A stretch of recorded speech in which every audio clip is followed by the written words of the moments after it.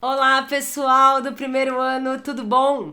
Eu tô aqui para gravar para vocês uma videoaula sobre o último conteúdo que eu dei para vocês, tá? Então, esse conteúdo que foi aí indicado, que era a página 27 e 28. Então, é importante que vocês deem uma lida aí no material, na página 27 e 28. E a gente também retome um pouquinho sobre o diagrama de Pauling, tá? Porque o que acontece? A gente, como eu conversei com vocês, todo modelo atômico atual, né, que a gente utiliza agora, que a gente acabou vendo aí, que era o de Bohr, né, que foi aperfeiçoado, que antes Rutherford tinha feito, mas aí ele não tinha feito as camadas, nem a distribuição. Então agora o que a gente está vendo é o modelo atômico de Bohr. Então a gente acabou vendo aí um núcleo, né? Eu passei para vocês que esse modelo atômico ele possui um núcleo. Dentro deste núcleo nós tínhamos os prótons e os nêutrons, não era? Os prótons que eram as energias, as massas com energia, e os nêutrons que eram só as massas sem poder energético, né? Então esses ficavam aí amontoados aí no núcleo. E em torno deste núcleo tinha toda uma eletrosfera, né? Que eram elétrons que estavam ali como se fosse um campo magnético, né? Sendo atraídos por este núcleo. Então, esses elétrons, eles têm uma organização certa de acordo com cada elemento. E isso foi estudado e foi visto através do diagrama de Pauling, que vocês provavelmente já devem ter visto aí no nono ano, né? Tem uma introduçãozinha deste diagrama de Pauling. Eu fiz um resuminho aí para vocês tentarem acompanhar, para facilitar. Eu indiquei esta videoaula também, que é muito boa, mas eu coloquei aqui, eu quero colocar também a forma como ele é construído, tá? Cada professor tem uma forma de ensinar, mas eu vou tentar passar deste jeito porque eu acredito que seja o mais fácil e assim vocês não precisam decorar todos os valores ali na sequência, vocês só decoram a forma como vocês constroem, que é muito mais fácil, tá bom? Então, dá uma olhadinha aí, tá?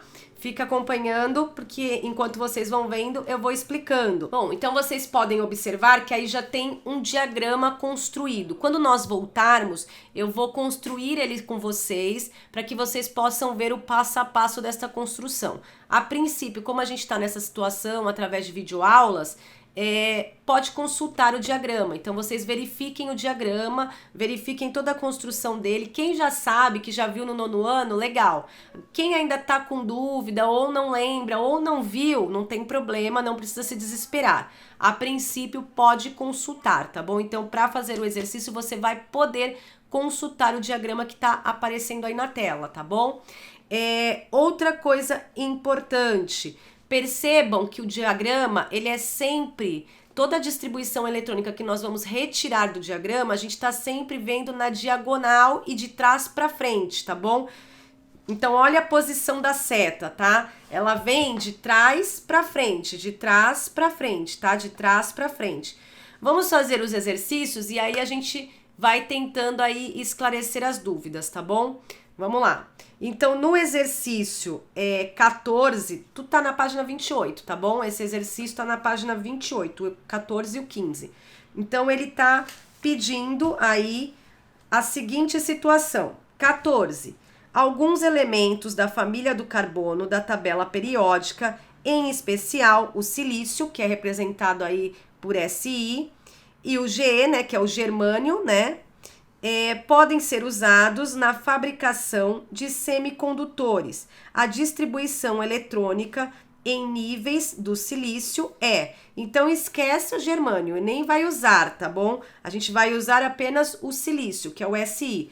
Primeira atitude que vocês teriam que ter: olhar na tabela periódica e verificar o número de prótons, tá? Então consultem a tabela periódica, vocês têm ela aí no livro também, e verifiquem o número de prótons do silício, tá bom? Então, o número de prótons do silício é 14. O que isso significa? Lembra, para cada um próton, eu tenho um elétron. Então, se eu tenho 14 cargas positivas no núcleo, eu vou ter 14 elétrons circulando ali em torno do núcleo pela eletrosfera. Então, o que que o diagrama vai falar? Aonde esses 14 elétrons estão. É isso que ele vai indicar. Ele não vai indicar a quantidade você já sabe. Você olhou na tabela periódica, viu que tem 14 prótons, então tem 14 elétrons. Não tem nenhum íon ali, nem positivo nem negativo, né? Então não precisa ter problema nenhum com isso. É diferente do outro exercício, porque ele dá 2 positivos aí no Ca, né, no cálcio. Mas nesse exercício não. Então você só vai consultar lá os 14 da tabela periódica, que é o número de prótons, tá bom? Então, consultado aí o 14, como tá mostrando. O que que ele vai fazer? Ele vai pegar de trás para frente. Então, olha lá, primeiro ele pega o 1s2, tá vendo? Depois ele pega o 2s2, depois ele vai pro 2, ó, de trás para frente, vai seguindo a reta na diagonal, tá? Depois ele vai pro 2p6. Lembrem que o número de prótons, o número de elétrons, ele está relacionado a esse expoentezinho de cada um, tá bom? Depois o 3s2 e depois o 3p2.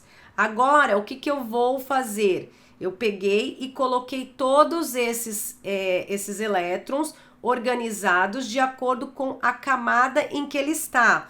Tá vendo? Olha, no diagrama eu coloquei K, L e M, eu fiz 3 camadas, tá? E aí, o que que eu coloquei? 1s2, porque ele está, o 1 é o K, então é o que está na primeira camada. Tudo que for 2 é o L, é o que está na segunda camada. Então, ele está nesse segundo pontilhado aí. Então, o primeiro pontilhado é o que está mais próximo do núcleo, o segundo pontilhado e o terceiro pontilhado. Então, cada um desses pontilhados é uma camada. Depois, eu coloquei o L, né, que seria as camadas 2, né? Então, 2s2, 2p6. Então, na primeira camada, eu tenho quantos elétrons? 2 elétrons. Na segunda camada, eu tenho quantos? 8 elétrons. E na terceira camada, que é a camada M, que são todos que tem 3, eu tenho 4 elétrons.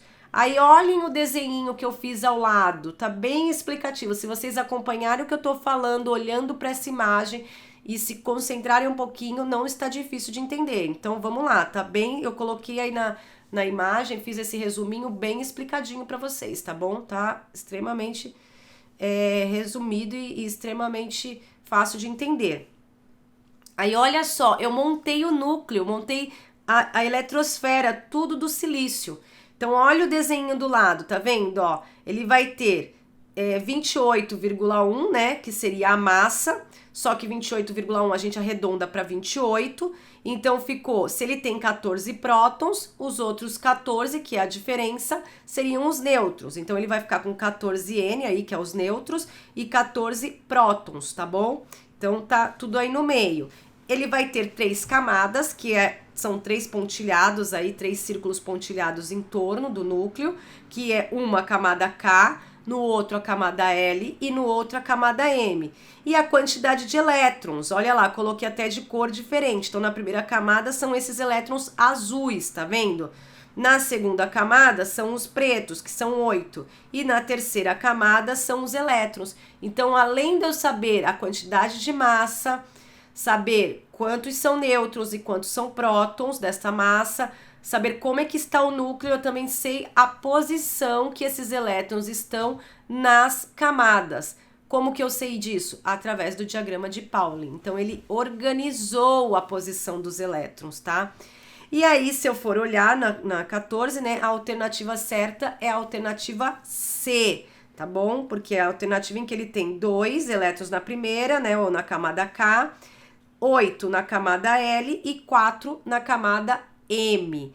Aí tá embaixo, aí eu coloquei uma observaçãozinha, olha, 4 elétrons na última camada, então ele pertence à família 14. Então, olha lá, se você for olhar lá na tabela periódica, ele tá aqui, ó, na família 14 e 4A, tá vendo, ó, 4 em numeral romano, A.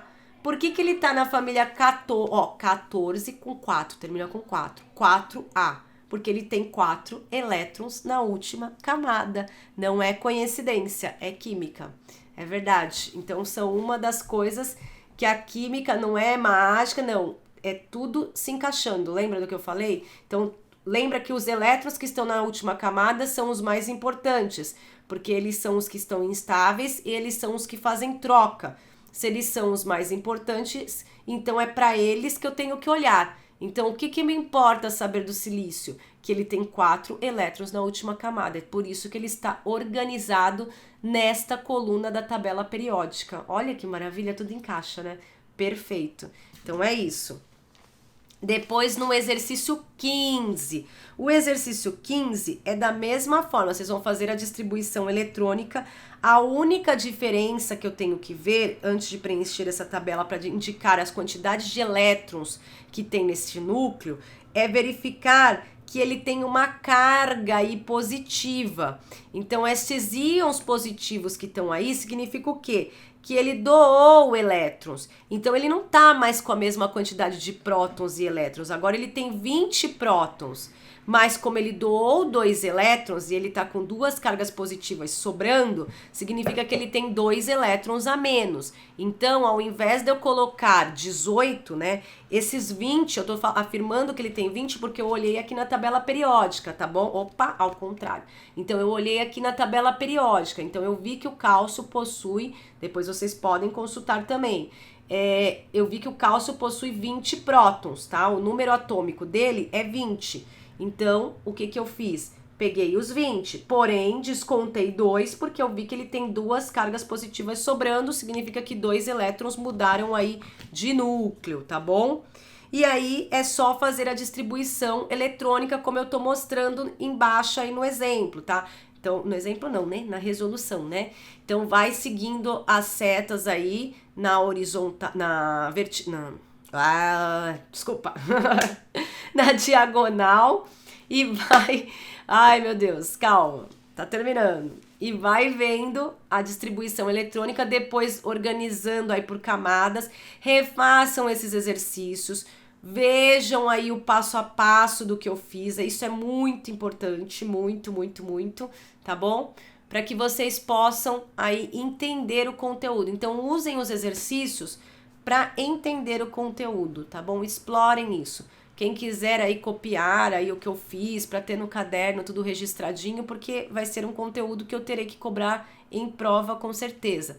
Porém, quando nós voltarmos, eu vou tentar aí dar um feedback aí para vocês, tentar retomar um pouquinho, mas com certeza não vai ser como seria se as aulas tivessem sido presenciais.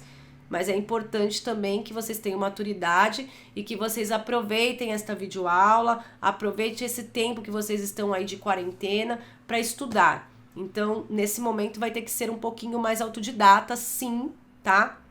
Vocês vão precisar estudar um pouquinho sozinho, ter essa dinâmica aí na casa de vocês. Porém, se vocês tiverem dúvidas, pode me procurar aí na nossa classe virtual, que eu vou fazer o possível para ajudá-los, tá bom?